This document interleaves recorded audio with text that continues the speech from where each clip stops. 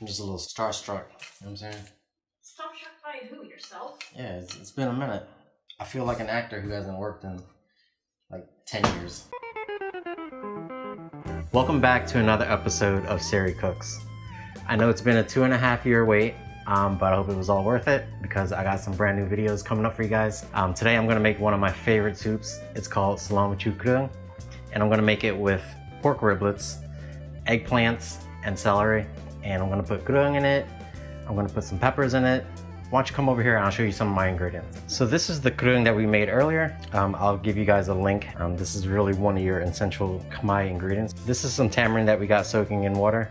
You can use the powder stuff too. It works pretty good, but we're gonna try to go for a more authentic taste. This here is called bahok. This is made out of fermented fish paste, which is basically your Khmer cheese. Make sure you open a window when you get this stuff out of the jar because it is pungent, but this is the umami that you need for the soup or else it's not gonna taste the same. This here is sugar. This here is some granulated chicken stock, some fish sauce, and this here is red pepper that we had soaked in hot water. You can get this at the Asian market. They're actually called guajillo chili pods. Let it soak for maybe 10-15 minutes, and then what you wanna do is open it, de-seed it, and then just put it in a little blender with some water, and this is what you got. So this is gonna make the soup nice and red.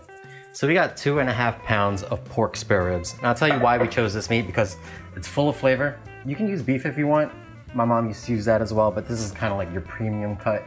You know, if you got a little bit of money in your pocket, I say go for the pork spare ribs because you're gonna get a little bit of, you're gonna get a lot of flavor actually from the bones that are in it. So we're gonna cook the meat, I say about like 30 minutes.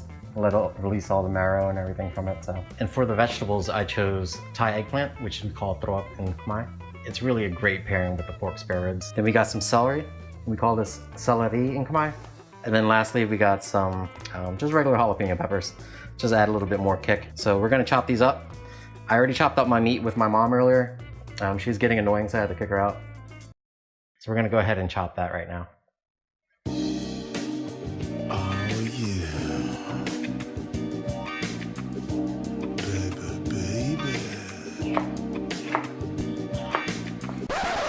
I couldn't wait for my mom to make the soup when I was younger. This is like one of those things you kind of want to rush home for when you get off the bus. And it'd be even better to like get the soup before other people came home because you get like the best pieces. Now that we did all the hard work, all we got to do is put some seasoning on the meat, and we're going to stir fry it for a little bit, kind of marry all the flavors together.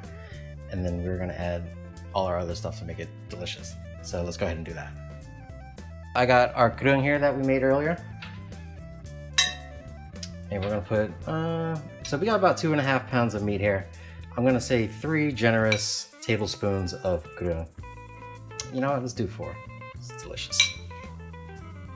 And then we are gonna add our bahok. Go ahead and just get that guy in there. So like I mentioned before, this is about 2 tablespoons. And that's all you need. You don't wanna go too crazy on it. We got some sugar. This is about 2 tablespoons. And we got some fish sauce. 2 tablespoons as well. Now we're just gonna get our hands dirty, okay? We are gonna just get into the crevices of this pork. Make sure it blends all together. Oh duh, you know what? I actually forgot something. We gotta add some of our pepper. Just dump that guy in there, like such. It's gonna give us that beautiful red color as well. That smells terrific. Oh yeah. Now that we've given our meat a proper massage, we're gonna turn on the gas. We're gonna stir fry this. All right, we're gonna wash our hands real fast. All right, so we're gonna turn this guy over to a nice medium high. And once you start hearing that meat cook, stir it around. And basically what we wanna do is cook the meat. And then we're gonna add water to it and then kind of let it stew for a bit. And when you apply heat to all these ingredients, you're really gonna get a nice perfume in the house, so open a window. I'm just gonna add a little bit of oil actually, that's what I forgot. So just a light drizzle, about a tablespoon worth. Let's turn up the heat. All right, y'all, basically we wanna brown this meat. Get some nice color on it. And you see the oil starting to come out of this kreung. So you know you're in good shape here. That's gonna be all the flavor for your soup. You know, this is such a good stew for cold weather too. You don't wanna go nowhere. Instead of spending money to eat out, you know, let's cook some Cambodian food at home. I wish y'all could smell this. It smells so good right now. That kreung is really fragrant right now. All right, so once you see that your meat is starting to brown and kind of look evenly cooked all over, I say you're about maybe 10 minutes in or so of stir frying. What you want to do is add probably like 3 cups of water, kind of just cover the meat. So let's keep that heat on the medium high right now.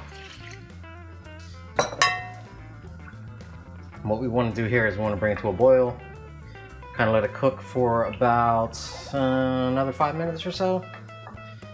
And then we're going to add more water, and then we're going to put the lid on it. So we're almost there. I mean, the soup's honestly really easy to make. A lot of it's just the prep work that needs to go into it. If you got a Saturday or Sunday where you are not doing anything, go ahead and make yourself some Salaw Machu. The longer that you cook the meat, it's going to be more flavorful because you're going to get so much of that bone flavor from the pork spare ribs. You see this, y'all? Look how beautiful that is.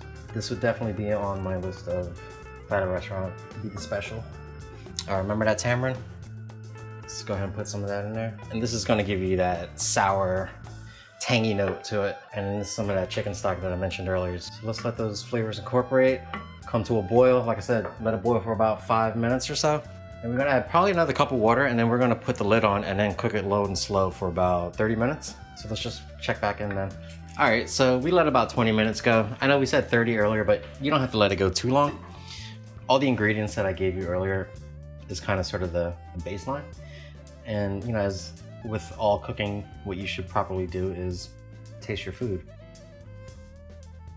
just to see if you need to add anything. So I'll let this spoon cool down a bit so I don't burn myself.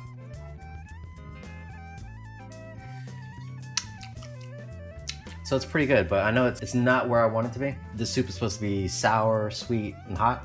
The hot's there, but it's not as sour. But what I want to do is I want to add our vegetables and then let it cook for like another 10 minutes. And you don't want to overcook your vegetables, you want it to be crisp. So that's what I'm going to go ahead and do right now. So let's go ahead and drop all our vegetables in. And then we are actually going to bring it back to a boil again. So once we got all our vegetables in, let's get this guy on medium high. So let's add another cup of water. Boom.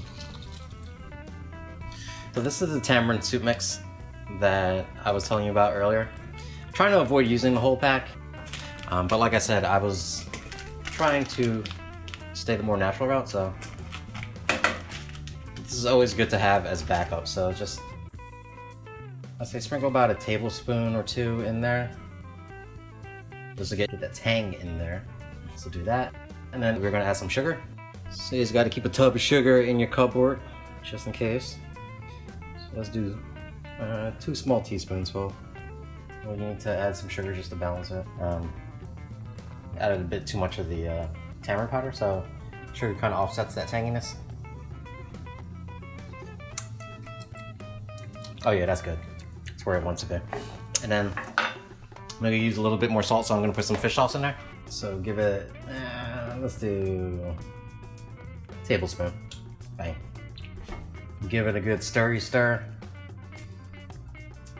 Let's go ahead and do that. I'm gonna give it one more taste.